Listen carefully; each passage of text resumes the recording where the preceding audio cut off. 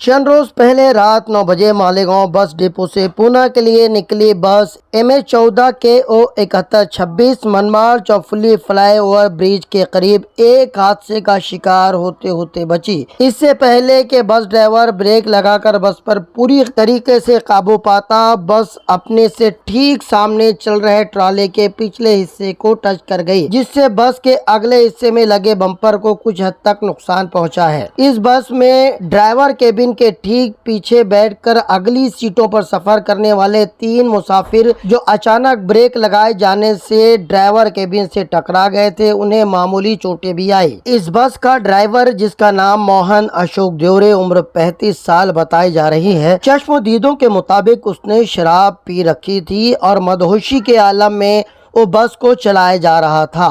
अगर लोगों की बातों में सच्चाई है तब ये मामला बड़ा ही संगीन है, क्योंकि जिस जगह ये हादसा हुआ उससे कुछ पहले गिरना नदी पर बने ब्रिज से ये बस गुजरी थी। अगर शराब के नशे में धुत ये ड्राइवर कुछ गलती कर बैठता और बस खुदा न खास्ता गिरना पुल के नीचे गिर जाती, तब एक बड़ा हादसा भी हो सकता था। हादसे का शिकार बस को डिपो में वापस लाया गया और मुसाफिरों को दूसरी बस के जरिए पूना उसी जगह से भेज दिया गया। हादसे के बाद उस जगह मौजूद लोग बेकाबू होते देखे गए, जिसके बाद गफलत बरतने वाले ड्राइवर को पास ही बनी पुलिस चौकी में बिठा दिया गया।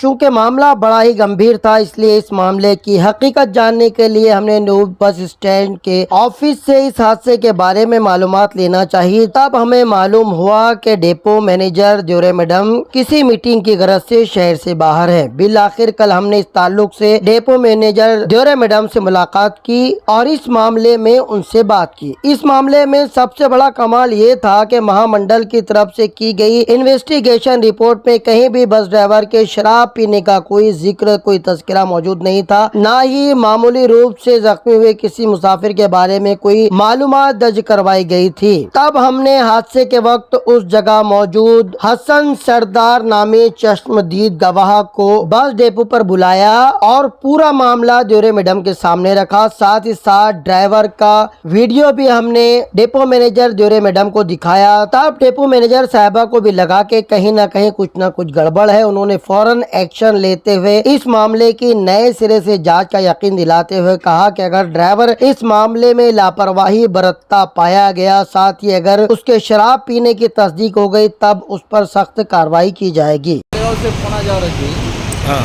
और उसका सामने वाली गाड़ी ने ब्रेक किया अचानक, तो मेरा ब्रेक नहीं लगा। मैंने ब्रेक मारा, मैंने रोकी फिर कोशिश की, फिर ब्रेक नहीं लगा। अच्छा, तो ये गाड़ी के अंदर जो पैसेंजर बैठे थे उनमें नुकसान किसका क्या हुआ?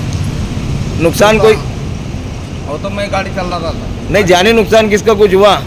नहीं, नुकसान तो कुछ हुआ नहीं उसका। हाँ, गाड़ी का नुकसान नहीं, कुछ नहीं हुआ। पैसेंजर का नुकसान किसको मार लगी?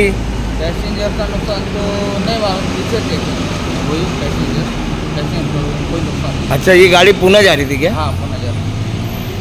अभी ये गाड़ी के अंदर जो 2 लोग को मार लगेगा, वो लोग को काले कर गए, कौन से हॉस्पिटल में शिफ्ट करें उनको? अभी मेरे को तो कुछ मालूम नहीं।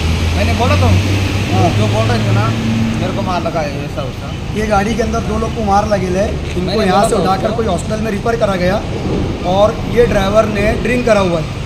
ड्रिंक इस कदर करा है कि इसको खुद को सूदने के बाद किस तरह करी जाती है।